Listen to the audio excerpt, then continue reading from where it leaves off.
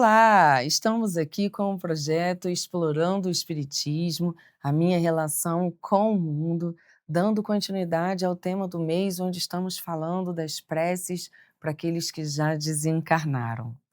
Semana passada, nós falamos da prece, da passagem do Evangelho segundo o Espiritismo, onde tem, a coletânea de prece, e aí exploramos um pouquinho a prece por um suicida, Em seguida a essa prece, a gente encontra a prece pelos espíritos arrependidos. Lembrando que estamos nos embasando no Evangelho segundo o Espiritismo, no último capítulo, que fala da coletânea de preces, que tem o intuito de nos ensinar sobre o que refletir, como ter um diálogo sincero com Deus, através da prece, tá certo? E hoje, então, nós vamos nos embasar nessa prece pelos espíritos arrependidos. O que me chama atenção nessa prece, antes de começar aqui a leitura, é justamente o conforto que ela nos traz sobre a força do amor, Nós estamos sempre vivenciando o desafio de sentir o amor e de experienciar, tanto em receber quanto em dar, porque nós estamos aprendendo, mas quando a gente tem contato, com esclarecimentos sobre o poder que o amor tem em nos resgatar de estados mentais perturbadores, é lindo. A gente que trabalha em grupo mediúnico, a gente assiste a isso, São cenas belíssimas, emocionantes, porque é onde a gente vê que o amor realmente cobre qualquer equívoco que tenhamos. O amor recupera.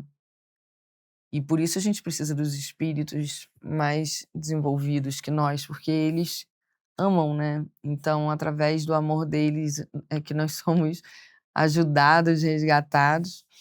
E aí vamos lá, então, para aqueles espíritos que desencarnaram e que estão vivenciando o seu processo de arrependimento. Como eu disse, a passagem da prece sempre inicia com uma explicação e depois vem a prece em si, Então, ela diz assim: seria injusto situar na categoria dos maus espíritos os espíritos sofredores e arrependidos que pedem preces, Ou seja, eles estão dizendo que dentro da categoria dos maus espíritos, o que são os maus espíritos? São os espíritos que escolhem ficar nas atitudes que fazem mal, que ferem a lei de Deus. Então ele está dizendo que dentre esses espíritos, os que são sofredores e arrependidos não se categorizam, como um mau espírito. E aí explica, esses puderam ser maus, os arrependidos, sofredores, mas não são mais do momento em que reconhecem as suas faltas e as lamentam. Eles não são, senão, infelizes. Olha que interessante.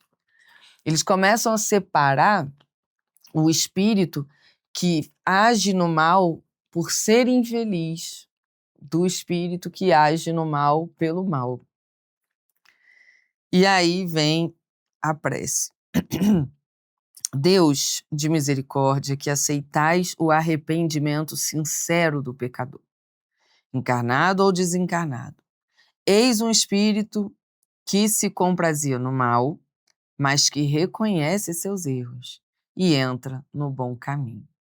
Dignai, ó Deus, recebê-lo como filho pródigo e perdoai-lhe. O filho pródigo, ele está fazendo a alusão à parábola do filho pródigo, que de uma maneira bem resumida é aquele filho que, ao invés de ficar dentro de casa como seu irmão, ajudando o seu pai, com a riqueza que tinha, com, né, os recursos que tinha, ele resolve ir para o mundo, usar, né, desses recursos que ele tinha, do jeito dele, sem responsabilidade, sem compromisso, e depois, quando os recursos acabam e os prazeres acabam, como é muito natural na nossa realidade, ele volta para o lar, né? E aí o pai o recebe com muito amor e coloca ele, devolve ele as mesmas condições do irmão. E aí o irmão se sente injustiçado, né? Porque ele diz, poxa, ele abandonou a gente, ele largou, ele não teve compromisso. E aí quando ele volta, ele é recebido, né, com o mesmo amor, mesmo respeito que eu. E aí é onde a mensagem nos diz que cada um possui as suas necessidades de crescimento, né? Ele poderia ter ido e nunca mais voltado. Então, se ele volta, é porque ele quer um recomeço, ele quer uma oportunidade e essa oportunidade é dada, né? Então, o que ele está trazendo aqui de comparação? A pessoa que faz o mal por ser infeliz, quando se arrepende, é como se como se fosse esse filho pródigo voltando, né? Ele faz uma escolha equivocada, mas ao tomar consciência de que aquilo era um equívoco, né, era efeito das suas má resoluções, das suas más resoluções, né, internas, dos seus conflitos internos, ele se arrepende, e aí ele busca a reparação, entende? Por isso que ele faz esse comparativo. Aí ele segue, né, dizendo, pede aos bons espíritos, né, então ele fala, ó, bons espíritos, cuja voz ele desconheceu. Ele quer vos escutar de hoje em diante. Então ele cometeu equívocos por suas infelicidades, sua ignorância. Mas agora que ele tomou consciência do equívoco, ele quer escutar a voz de quem sabe mais, ele quer direcionamento, né? Permite-lhe entrever a felicidade dos eleitos do Senhor, a fim de que persista no desejo de se purificar. Então ele está pedindo apoio a esse irmão para que ele continue nesse desejo, para que ele continue sintonizado com a intenção do bem maior. E aí diz, sustentai-o em suas boas resoluções e dai-lhe a força de resistir aos seus maus instintos, porque quando a gente faz o mal, a gente utiliza de condutas que nós temos. E aí, mesmo quando a gente reconhece que a gente tem que mudar de atitude, começa a se esforçar, é natural que a gente retome a conduta anterior, porque ela está automatizada em nós, né? Um vício comportamental. Então, aqui pede-se o apoio a ele para que quando ele tenha a vontade de agir da maneira, na conduta que ele tinha, ele receba o suporte, né, de Deus, para que ele tenha força de suportar, de resistir a isso. E aí então fala, olha, espírito de fulano, nós vos felicitamos pela vossa mudança, né? Então é um apoio, é um reconhecimento. Ele continua falando e aí diz assim, se vos comprazieis outrora em fazer o mal, foi porque não compreendias o quanto é doce a alegria de fazer o bem. Vós vos sentíeis também muito abaixo para esperar atingi-lo.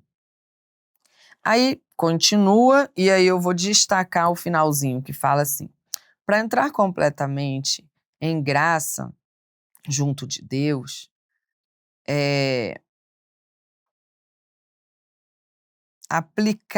aplicai-vos de hoje em diante, não somente a não mais fazer o mal, mas a fazer o bem. Né? Então, assim, não é porque você se arrependeu que agora você vai se envergonhar e se isolar do mundo. Não, eu tenho medo de fazer o mal, vou ficar aqui quietinho, não. Porque não fazer o bem já é um mal, né? Porque não fazer o bem é ferir a lei de amor. Ferir a lei de amor é um mal. Então, aqui está orientando o espírito a que legal que você se arrependeu, que legal que você quer mudar de conduta, estou aqui desejando força, orientação e sabedoria para isso, e que você não só não faça mais aquilo, mas siga fazendo bem, né? Ou seja, desenvolva uma nova conduta, uma nova forma de interagir com o mundo e com as pessoas, né? E, sobretudo, a reparar o mal que fizeste. Então tereis satisfeito a justiça de Deus. Porque não basta só eu reconhecer que eu errei, né? Onde eu posso reparar? Onde eu posso colaborar para resolver? E o interessante é que nem sempre a gente pode fazer isso agora. Nem sempre a gente tem essa oportunidade. Ou porque as pessoas que foram feridas não abrem esse espaço, ou o prejuízo foi muito grande, não tem como retomar, os recursos, né, para reparação não existem. Então, graças a Deus a gente tem a eternidade, né? Graças a Deus nós temos a eternidade, que é onde nas múltiplas encarnações nós vamos resolvendo questões do passado que a gente não teve oportunidade de reparar. E aí finaliza dizendo: o primeiro passo está dado, o arrependimento. Agora, quanto mais avançares, tanto mais o caminho vos parecerá fácil e agradável, né? Então, no início pode ser difícil, mas à medida que você for avançando, isso vai ficando mais fácil. É uma mudança, uma transformação. Preservai, pois, e um dia tereis a glória de ser contado entre os bons espíritos e os espíritos felizes. Eu acho um consolo imenso essa prece, né? Essa prece aqui foi ensinada pelos espíritos de luz, espíritos já evoluídos. Então, tudo que está aqui, eles estão reconhecendo que é assim que funciona, né? Que legal saber dessa misericórdia divina.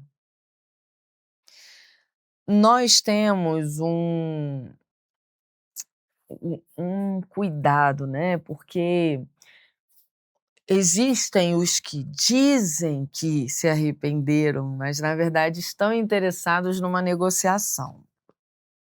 Então, eu sei que se eu disser que eu me arrependi, eu vou conseguir acalmar outra pessoa, eu vou conseguir uma nova chance, eu vou conseguir negociar.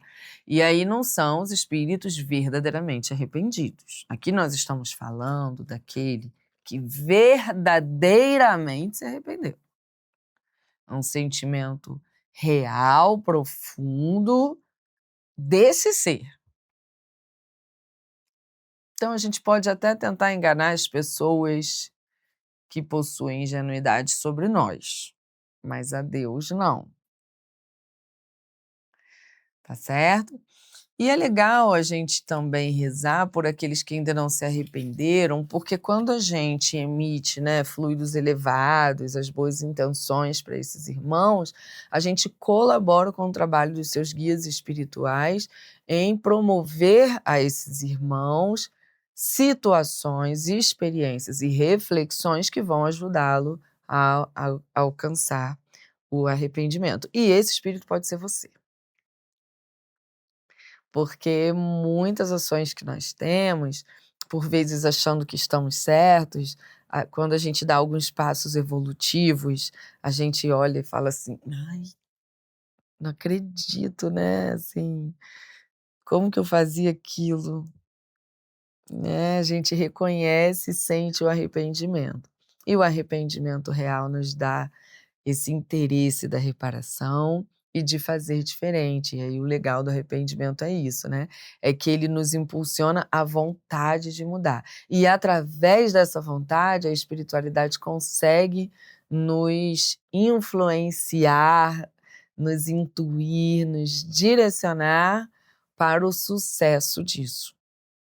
Mas a gente tem que querer, por isso o arrependimento é um grande diferencial nas nossas recuperações, nas nossas salvações. E aí eu destaco porque, como na semana passada nós falamos daqueles que tiraram a própria vida, E é bem comum que os amigos, a mãe dessa criatura, o pai, os irmãos, fiquem muito sensibilizados por saberem que uma pessoa que tirou a própria vida estava em estado de perturbação, então ela desencarna em estado de perturbação e vive essa experiência fluídica, né, negativa, e aí a gente fica com os pensamentos de o que vai acontecer com essa pessoa, como que ela tá, e a gente quer que ela saia desse lugar de dor, né, de perturbação. E aí quando vem essa prece do espírito arrependido, nos dá essa tranquilidade de que a vida continua, que as experiências que essa pessoa vai continuar tendo na erraticidade também vão ser educativas, e vai chegar um momento em que ela vai reconhecer a necessidade de lidar de uma maneira diferente com as suas dores, e tomada pelo arrependimento, ela receberá ajuda, né, ah, divina. Porque a gente só recebe a ajuda que a gente aceita. E aí a gente precisa realmente reconhecer a necessidade dela. Por isso o arrependimento é um grande passo na nossa evolução. Às vezes a gente fica tentando evitar o sentimento de se arrepender e fica ali insistindo: eu tô certa", tentando defender, né, as nossas ideias, mas na verdade o arrependimento, embora seja muito desconfortável, é um grande impulsionador da nossa trajetória. Semana que vem a gente se encontra de novo e nós vamos falar dos espíritos endurecidos. É bacana, embora esteja numa passagem que fala dos que desencarnaram, entender essa relação dos espíritos endurecidos nos ajudam ainda enquanto encarnados também, né. Então a gente se encontra lá.